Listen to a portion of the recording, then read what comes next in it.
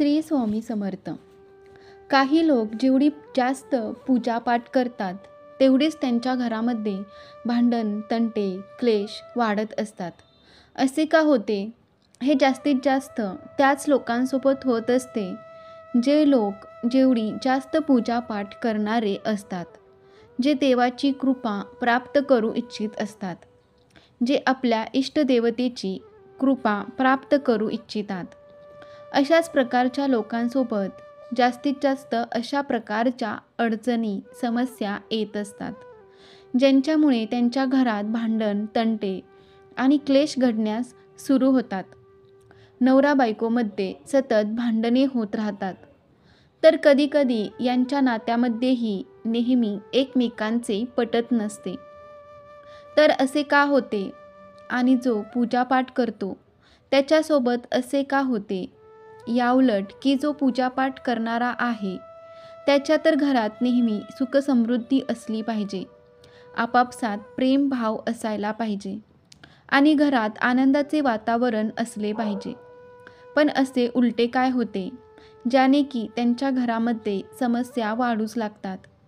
तर मित्रांनो, त्याची काही अशी कारणे असतात ज्या कारणांना तुम्ही दुर्लक्षित करता, त्यांना तुम्ही पाहत नाही आणि काही अशा चुकाही तुम्ही करता. या चुकांच्या कारणामुळे तुमच्या घरामध्ये अशा समस्या आणि अडचणी निर्माण होण्यास सुरुवात होते. कोणकोणत्या त्या अशा चुका असतात? तर चला, त्या चुकांविषयी आज मी तुम्हाला सांगणार आहे. तर या व्हिडिओला लक्ष देऊन ऐका, कारण की ही खूपच महत्त्वपूर्ण माहिती तुमच्यापर्यंत पोहोचेल. आणि व्हिडिओ जर तुम्हाला आवडला तर कमेंटमध्ये श्री स्वामी समर्थ नक्की लिहा. जर तुम्ही देवांची पूजापाठ करत असता, जसे की कधी तुम्ही या देवाची पूजा केली, कधी तुम्ही त्या देवाची पूजा केली, तर कधी तुम्ही हा नैवेद्य दाखवला, कधी कोणत्या दुसऱ्या गोष्टीचा नैवेद्य दाखवला, कधी तुम्ही ह्या व्हिडिओला पाहिले, तर कधी तुम्ही त्या व्हिडिओच्या माहितीला पाहिले, कधी तुम्ही कोणा भक्ताकडे गेला, तर कधी तुम्ही कोणत्या पंडिताकडे गेलात, तर त्याने तुम्हाला आता हेच करण्यास सांगितलं आहे आणि म्हणून तुम्ही आता त्याप्रमाणे करू लागला, वागू लागला. तर आपल्या अशा प्रकारच्या वागण्यामुळे आणि अपुऱ्या ज्ञानामुळे आपल्या आयुष्यात आपणच आपल्या समस्या व अडचणी निर्माण करत असतो. तर या सर्व गोष्टी करण्यापूर्वी खूपच विचारपूर्वक लक्षात घेऊन अंमलात आणाव्यात. तर कधीही कोणा एकाच देवाची अगदी पूर्ण श्रद्धापूर्वक पूजा करावी. आलटून पलटून बदलून कोणा देवाची पूजा करू नये.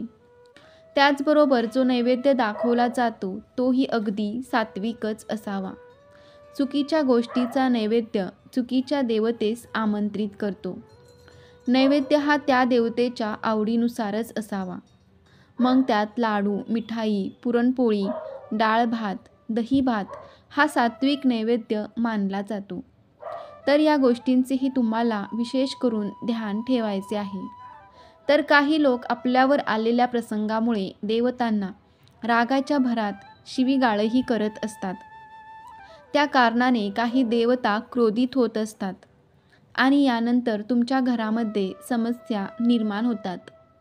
हे जेव्हा तुमच्या देवावरचा विश्वास उडतो, त्यांची सेवा करूनही, पूजा करूनही काही फळ मिळत नाही, असे जेव्हा काहींना वाटू लागते, त्यावेळी त्यांच्याकडून, त्यांच्या वागणुकीतून कळत नकळत अशा चुका घडून येतात, ज्यांचा पुढे जाऊन खूप मोठा त्रास सहन करावा लागतो. तर या गोष्टींचे विशेष करून ध्यान ठेवा की काहीही झालं तरी पुन्हा देवतेचा कधीच अपमान किंवा अनादर करू नका. पुढील महत्त्वाचे जे कारण आहे की नवस बोलणे. जसे काही लोक आपल्या कामांकरता श्रद्धाभावाने कोणत्या तरी मंदिरात व कोणी देवतेस श्रद्धाभावाने नवस व बोले कबुली देतात.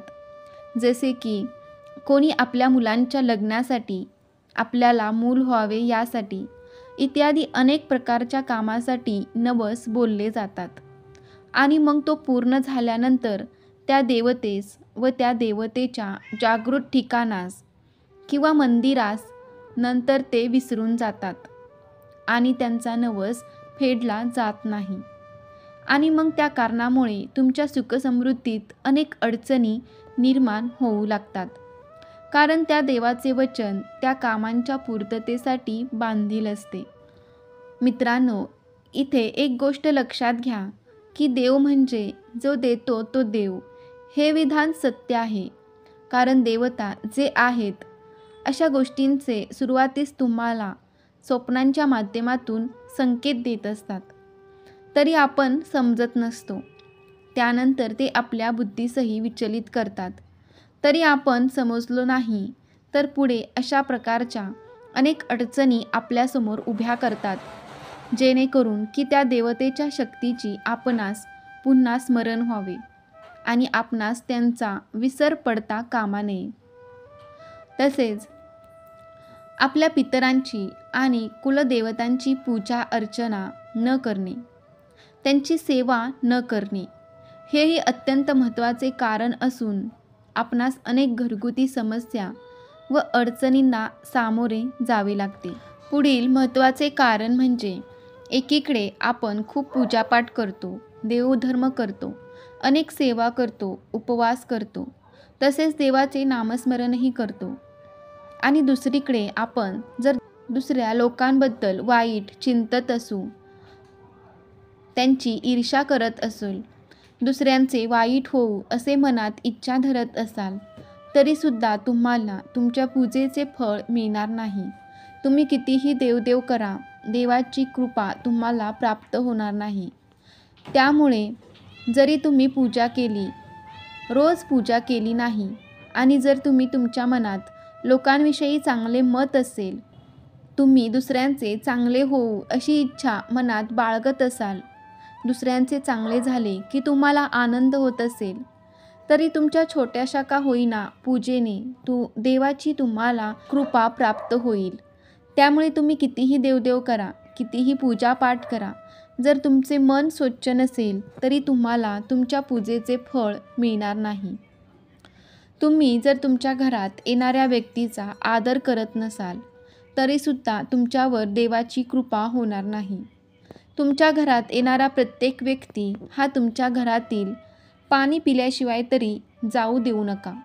त्यामुळे त्यांच्या मनात जे तुमच्याविषयी भावना तयार होते, ज्या सकारात्मक भावना असतात, त्याचा जो आशीर्वाद असतो तो आपल्याला मिळतो आणि आपल्यावर देवाची कृपा होते. तुम्ही जर तुमच्या घरात येणाऱ्या व्यक्तीचा अपमान करत असाल, तर त्याच्या मनातील ज्या नकारात्मक भावना असतात त्या आपल्यापर्यंत पोहोचतात आणि मग तुम्ही कितीही देवदेव करा, कितीही पूजापाठ करा, तुम्हाला पूजेचे फळ मिळत नाही.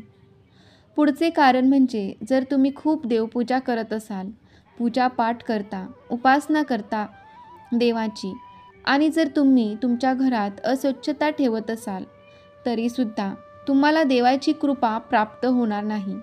लक्ष्मी तुमच्या घरात प्रवेश करणार नाही.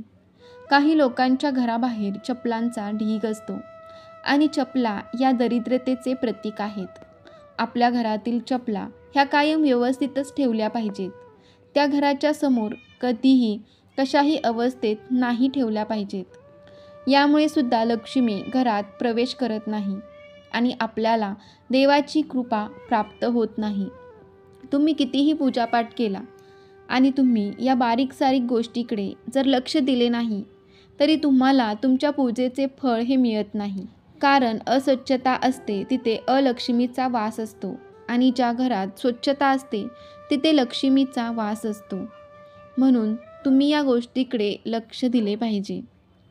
तसेच ज्या घरात अन्नपूर्णा मातेचा सन्मान केला जातो, त्या घरात लक्ष्मी मातेचा वास हा कायम राहतो.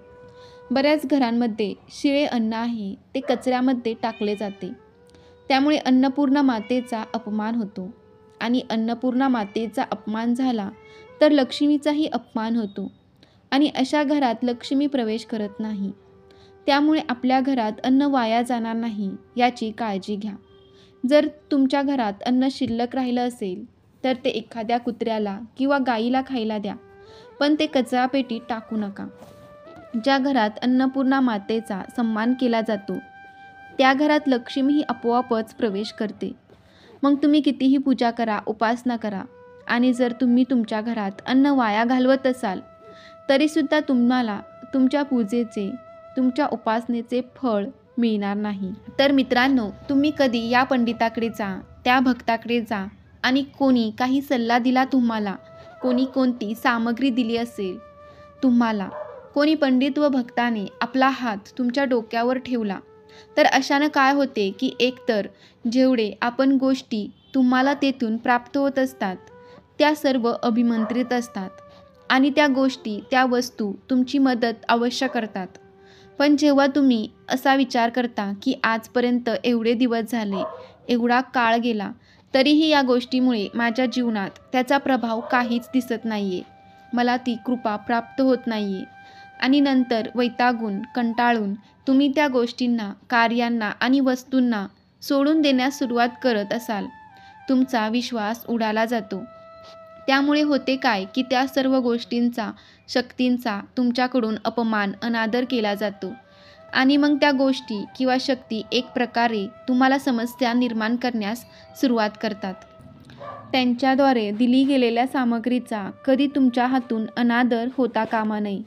जर त्याने कोणता गंडा, तावीज दिली असेल आणि तुम्हाला आता विश्वास नाही, तर अशा त्यांच्या वस्तूंना, सामग्रींना तुमच्या घराच्या बाहेर योग्य ठिकाणी, पद्धतीत विसर्जित करा. या गोष्टी खास करून तुम्हाला ध्यानात ठेवायचे आहेत. तर मित्रांनो, तुम्हाला ही माहिती कशी वाटली कमेंटमध्ये नक्की सांगा. आवडली असेल तर व्हिडिओला लाईक करा. श्री स्वामी समर्थ. जय जय स्वामी समर्थ. श्री गुरुदेव दत्त.